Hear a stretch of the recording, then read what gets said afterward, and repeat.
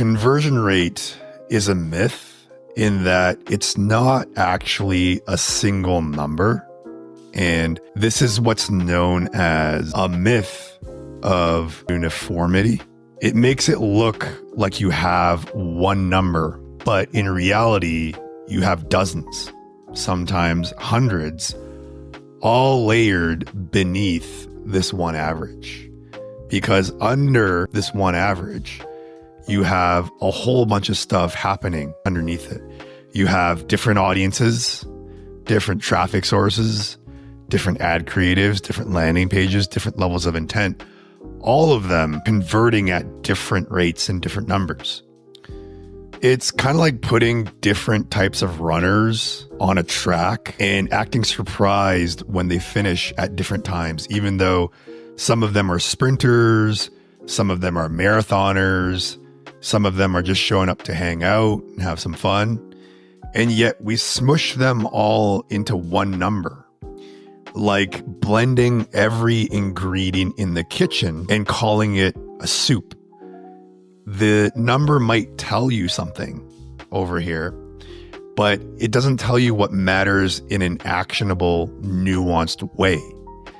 That's why people get stuck trying to fix their conversion rate, because when it looks low, the instinct is to make a big sweeping change, like rebuilding the page or the website or rewriting all of your copy or starting from scratch.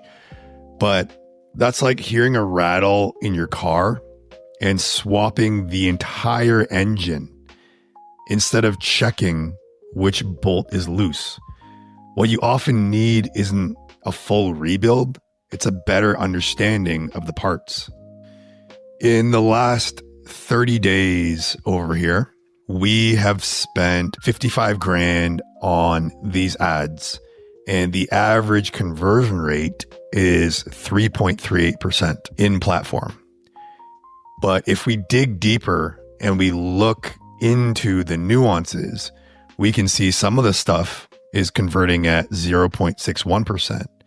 And then other stuff is converting at 4.53.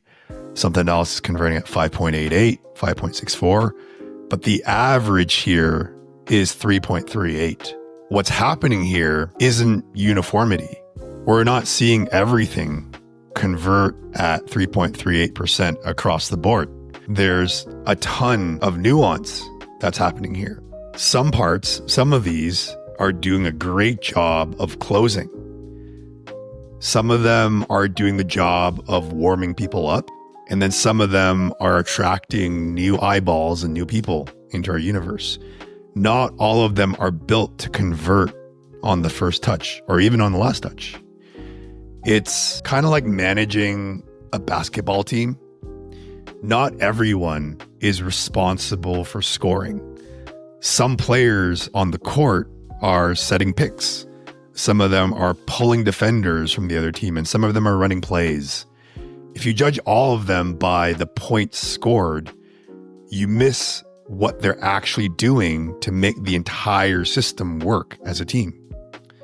So before you bench something that's converting at, let's say, 0.61% in this case, is it actually underperforming or is it doing its job quietly?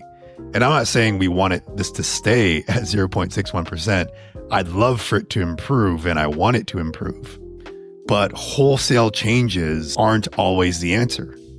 Because as we can see here, it's a lot more nuanced than just one average number. So the question becomes, where do you start?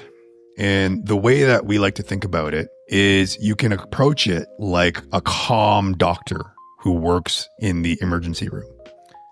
And this is relevant to me because one of my recent favorite shows together with my wife that we've watched is The Pit, which is like a modern version of ER from the 90s. If someone walks into the ER, you don't cut them up just because their temperature is high and they came in with a fever. You run tests, you isolate variables, you look for patterns. And the same thing applies to conversion rate. We don't react and overreact to the dashboard number over here. We investigate the segments underneath it. Here's some examples of what I mean by that.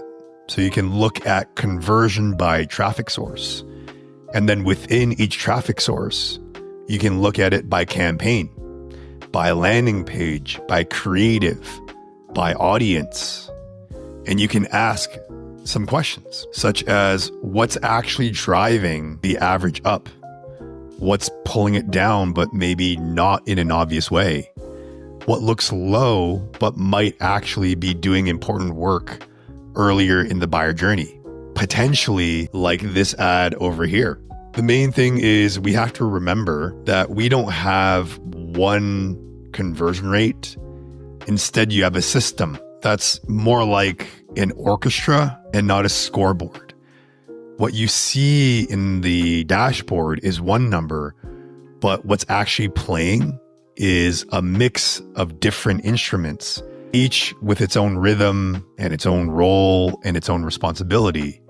And you don't improve the sound of the orchestra by replacing the entire symphony, right? You are the conductor. You don't want to replace everybody.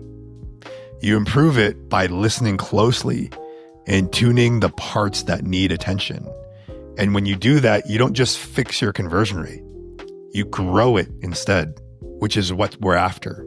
A true understanding of cause and effect of all the little nuances that make up this number by unpacking it. And if you want our personal contextual help on how this all applies specific to your business, just check out the first link in the description below for a trial to the entry-level tier of our program. And related to this topic of conversion rate, you should watch this video next to see how we dropped prices by 25% and profit shot up by 240% along with conversion rate.